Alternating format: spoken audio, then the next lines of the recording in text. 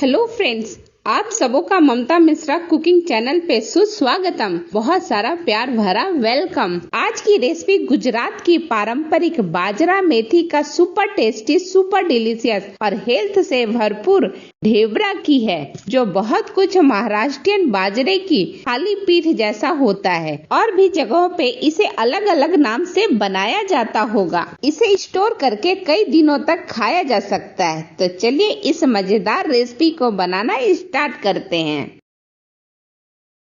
ये रेसिपी बाजरे से बनता है, तो हम 1 कप बाजरे का आटा लेते हैं, जो बहुत आसानी से मार्केट में मिल जाता है, नहीं तो ऑनलाइन भी मंगा सकते हैं। और ये 1 कप में गेहूं का आटा इसमें ऐड कर देती हूँ, जो बाइंडिंग में काफी हेल्प करता है।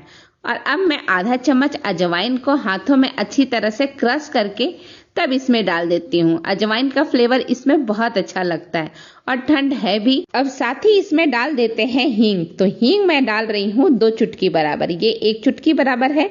और ऐसा ही एक बार और मैं लेकर के डालूंगी। ये थोड़े पास से दिखा रही हूँ जिससे आपको समझ में आए। ये दूसरी चुटकी है, ये 2 चुटकी मैंने हींग डाल दिया। और ये 1/4 चम्मच काली मिर्च मैंने इसमें ऐड कर दिया है। और इसके साथ ही हम भुना हुआ जीरा पाउडर ऐड कर रहे हैं, तो वो मैंने 1/4 चम्मच ऐड किया है। और अब मैं 2 चुटकी बराबर हल्दी ले लेती हूँ। हल्दी से कलर बहुत बढ़िया आ जाता है। अब इसमें मैं लहसुन, अदरक और हरी मिर्च का पेस्ट डाल देती हूँ 2 चम्मच। 1 चम्मच पहले डाला और अभी 1 और चम्मच। अगर आप कम तीखा खाते हैं तो कम भी डाल सकते हैं। अब मैंने ये 2 कप मेथी के लीव्स को अच्छी तरह से धोने के बाद सुखा लिया और इसके बाद बारीक चॉप करके डाल रही हूँ। और साथ ही मैं धनिया की भी कुछ डाल देती हूँ, लीव्स को अच्छी तरह से धो करके, सुखा करके और बारीक चॉप करके। अब ये दोनों चीज पड़ गई है, तो अब इसमें हम गुड़ वाला पानी डाल देते हैं। तो मैंने 1.5 चम्मच गुड़ लिया था और उसमें 2 चम्मच पानी डाल करके अच्छी तरह से घोल लिया था। ये वही घोल है। इसे अच्छी तरह से चलाते हुए स्पून से और फिर डालिएगा, ताकि सारे गुड़ मेल्ट हो जाए। वैसे गुड़ बहुत जल्दी मेल्ट हो जाता है, बस 4-5 मिनट में ही। और अब मैं इसमें देसी घी डाल रही हूँ। देसी घी से इसका फ्लेवर बहुत बढ़िया आ जाता है, खाने में बहुत अच्छा लगता है। और ठंडी का सीजन है तो देसी घी का सेवन अच्छा ही होता है। अब सारी चीजों को मैं अच्छी तरह से मिक्स कर लेती हूँ। अरे हाँ, इसमें मैंने एक और जरूरी चीज डालना तो भूल ही गई हूँ, तो चलिए पहले वो डाल लेते हैं। तो मैं इसमें तिल डाल देती हूँ, सफेद वाला, जो ठंड में बहुत लाभकर होता है। और ये तिल मैंने डाला है 1.5 चम्मच के बराबर। और साथ ही इसमें मैं स्वाद अनुसार नमक डाल देती हूँ। वैसे आप नमक अपने टेस्ट के अकॉर्डिंग ही डालिएगा, लेकिन मैं डाल रही हूँ आधा टेबल स्पून के करीब नमक। और अब मैं इसको अच्छी तरह से मिक्स करूंगी। पहले मैं इसे सूखा ही मिक्स कर लेती हूँ, और जिससे अच्छी तरह से सारी चीजें एक दूसरे में समा जाए और फैल जाए, अच्छा लगे खाने में। और इसके बाद मैं इसे कर्ड से गूंथूंगी। तो कर्ड आप आवश्यकता अनुसार डालिएगा, एक साथ ज्यादा कर्ड मत डालिएगा, थोड़ा थोड़ा करके और फ्रेश कर्ड डालिएगा, ताकि ज्यादा खट्टा ना हो पाए। और अच्छी तरह से कर्ड को भी मिलाते हुए एक सॉफ्ट डो बना करके रेडी कीजिए। बीच बीच में जब भी आपको कर्ड की जरूरत हो, थोड़ा कर्ड डाल करके और अच्छी तरह से आटे को गूंथ लीजिए। और ये देखिए डो बन करके मेरा रेडी हो गया है एकदम। इसके लिए रोटी के जैसा डो होता है ना, वैसा डो बना करके रेडी करना है। अब मैं थोड़ा सा घी ले लेती हूँ, बहुत थोड़ा सा, 2 चुटकी बराबर। और इसे अच्छी तरह से चारों तरफ लगा देती हूँ, जिससे ये और सॉफ्ट हो जाए। और इसे ढक करके हम रख देंगे 15 से 20 मिनट के लिए।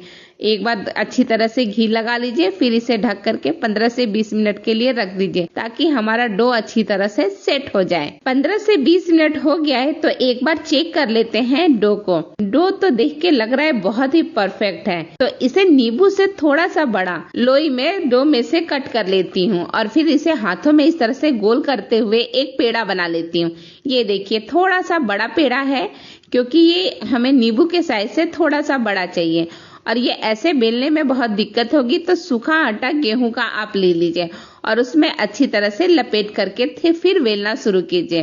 और ये किनारे पे फटेगा, क्योंकि इसमें बाजरा पड़ा हुआ है। तो इसके लिए एक अच्छी रोटी आप बना करके रेडी कीजिए, और फिर इसमें से आप कट कर लीजिएगा।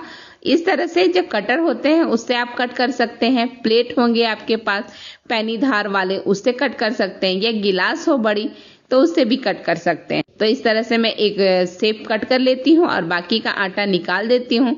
ये देखिए कितनी बढ़िया बन करके रेडी हुई है। अभी मैं इसकी मोटाई दिखाती हूँ कि कितना थिकनेस होना चाहिए। देखिए एक सादा पराठा जितना मोटा होता है ना, उतना मोटा इसका थिकनेस होना चाहिए।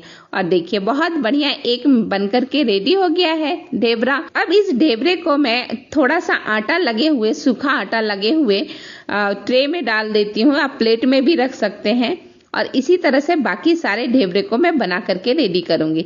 ये देखिए ये सारे ढेबरे बन गए हैं। मैंने एक साथ 6 ढेबरे बनाए हैं, बाकी आटा रख दिया है, बाद में बनाऊंगी जब जरूरत होगी तब। तो चलिए ये सारे ढेबरे बन गए हैं, तो अब इन्हें सेक लेते हैं। तो सेकने के लिए तवा मैंने अच्छा गर्म कर लिया है। अब एक ढेबरे को मैं डाल देती हूँ। अरे तावा मेरा काफी बड़ा है तो मैं 2 डाल देती हूँ, एक साथ 2 पक जाएंगे। अगर आपका तावा छोटा हो तो आप एक ही यूज कीजिए और बहुत बड़ा है तो 2-3 भी कर सकते हैं। और जब एक साइड का हल्का सिक जाए तब इसे पलट दीजिएगा और फ्लेम को भी लो कर दीजिएगा। अभी तक तेज था फ्लेम, अब फ्लेम को आप लो कर दीजिए और दोनों साइड में इसी तरह से अलट पलट के आपको सेकना है। थोड़ा सा घी लगा दीजिए। ये घी में बनता है और बहुत स्वादिष्ट होता है। वैसे आप कोई भी कुकिंग ऑयल भी यूज कर सकते हैं घी के जगह पे, लेकिन घी का टेस्ट तो अलग ही होता है। तो मैं तो आपसे यही सजेस्ट करूंगी कि आप इसे घी में बनाइए। ये देखिए दूसरे साइड में अच्छी गोल्डन चिकतियां आने लगी है। दूसरे साइड में भी हम थोड़ा सा घी अप्लाई कर देते हैं और इसी तरह से अलट पलट करके इस ढेबरे को हम सेक लेंगे। अगर आपको हमारा चैनल, हमारी वीडियो अच्छी लगती है तो लाइक शेयर कीजिए। चैनल पे नए हैं या फर्स्ट टाइम मेरी वीडियो देख रहे हैं तो सब्सक्राइब भी कीजिए और पास के बेल आइकन को प्रेस कर दीजिए, जिससे अपकमिंग वीडियो का नोटिफिकेशन सबसे पहले आपको मिले। ये लीजिए ढेबरा बन करके बिल्कुल रेडी है। इसका कलर और टेक्सचर देखिए बहुत ही बढ़िया लग रहा है। अभी मैं आपको दूसरा भी ढेबरा पास से दिखाती हूँ। इसी तरह सारे ढेबरे बना लेते हैं और फिर सर्व करते हैं। ये लीजिए देसी घी में बने गर्मा गर्म हेल्दी सुपर टेस्टी बाजरा मेथी का ढेबरा बन करके बिल्कुल रेडी है। इसे आप अचार, चटनी या दही के साथ खाएं, बहुत ही यमी लगेगा। और नहीं तो आप इसे गर्मा गर्म चाय के साथ खाएं। बेहद लजीज और बेहद स्वादिष्ट लगते हैं ये ढेबरे। अब एक ढेबरे को उठा के आपको करीब से दिखाती हूँ, है ना। इसका कलर देखिए, इसका टेक्सचर देखिए, बहुत बढ़िया है। ये थोड़ा थोड़ा थेपले जैसा लगता है, लेकिन ये थेपले से ज्यादा मोटा और ज्यादा स्वादिष्ट होता है। लॉन्ग जर्नी के लिए बहुत ही यूजफुल स्नैक्स रेसिपी है।